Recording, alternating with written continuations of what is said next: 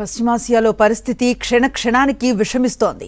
ఓవైపు America Iran మధ్య 14 రోజుల కాల్పుల విరమణ కుదిరిందని పాకిస్తాన్ ప్రధాని షెహబాజ్ షరీఫ్ ప్రకటిస్తూ ఉంటే మరోవైపు దాడులు మాత్రం ఆగటం లేదు. ఇటు ఇజ్రాయెల్ అటు కువైట్ ఆకాశంలో క్షిపణులు గర్జిస్తున్నాయి. కువైట్ సరిహద్దులో డ్రోన్ల దాడులను తమ గగనతల రక్షణ వ్యవస్థలు అడ్డుకుంటున్నాయని కువైట్ సైన్యం ప్రకటించింది.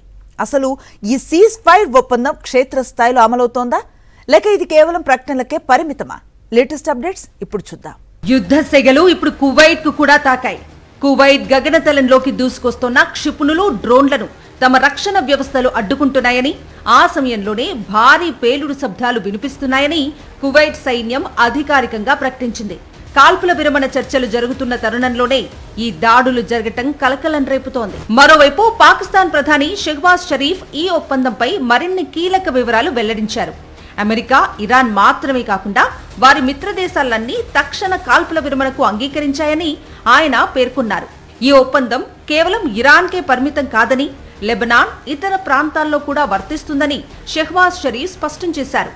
అయితే ఇక్కడే ఒక చిక్కొచ్చి పడింది. పాకిస్తాన్ ఇంత స్పష్టంగా ప్రకటిస్తున్నా ఇజ్రాయెల్ వైపు నుంచి మాత్రం ఇప్పటి వరకు కాల్పుల విరమణపై ఎలాంటి అధికారిక ప్రకటన రాలేదు. ఇటు ఇజ్రాయెల్లో సైరన్లు మోగుతుండగా ఇటు కువైట్లో పేలుళ్లు వినిపిస్తూనే ఉన్నాయి. దీంతో ఈ 2 వారాల విరామం నిజంగా అమలవుతుందా లేదా అన్న అనుమానాలు వ్యక్తమవుతున్నాయి.